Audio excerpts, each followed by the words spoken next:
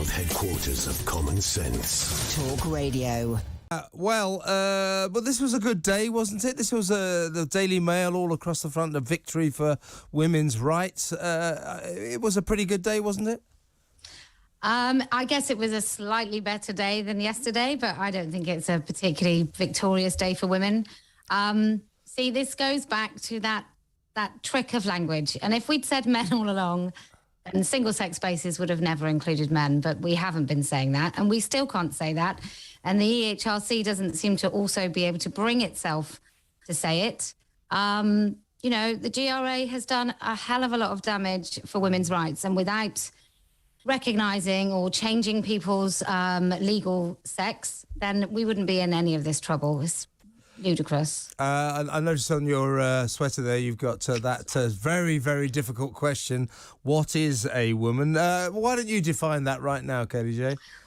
Well, it's an adult human female, and I feel the fact that I can answer that, I might get a seat in the Supreme Court in the USA. It is ridiculous. And while we're going on about this being a great day for women's rights, what exactly are we talking about? We're talking about the ability of organisations, either public or private, to say to someone who identifies as a woman, who just says I'm a woman, it's the ability of these organisations to say, I'm sorry, you can't go into that space because that is for biological females. It's as simple as that. So all of a sudden, I don't know, a sports club will have the right to say to someone who's identifying as a woman, you can't go into there because that's for biological females.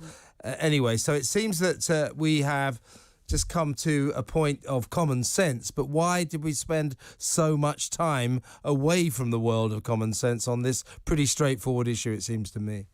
Well, there's always cowardice in much of this legislation, and so there's this thing called legitimate aim. So in order to exclude men from women's spaces, you have to have a legitimate aim. I would have thought the fact that they were for women was a legitimate aim.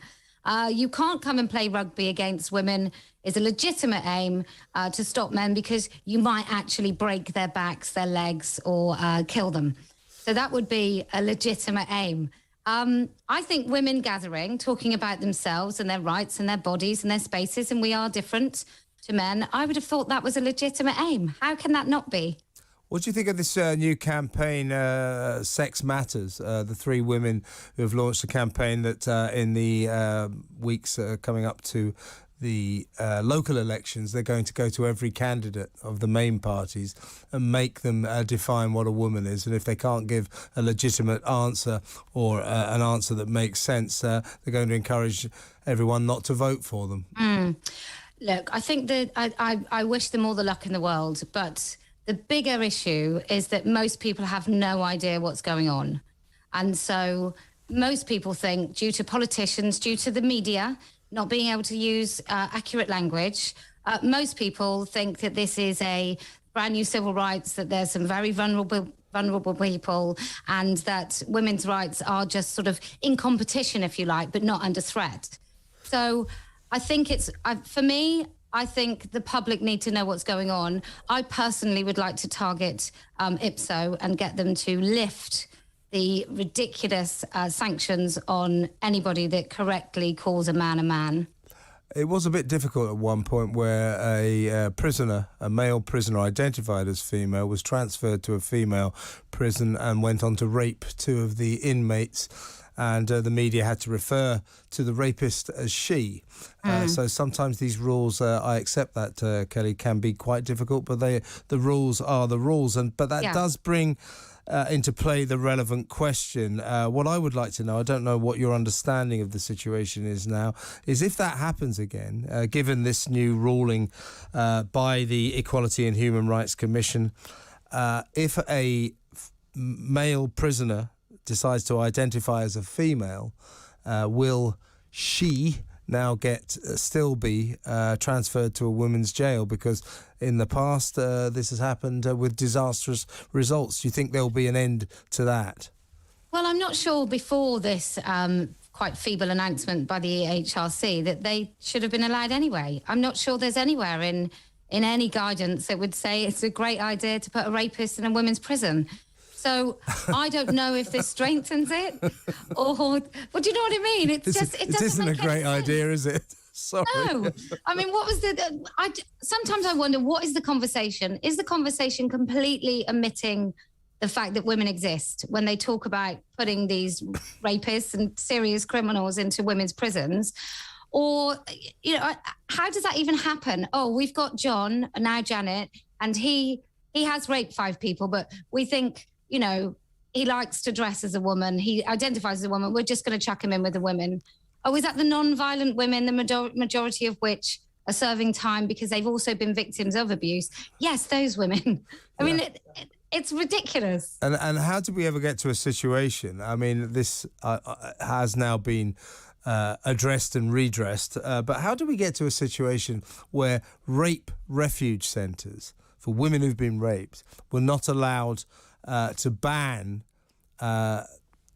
trans women, who hadn't physically transitioned from entering those places? How did we get to that?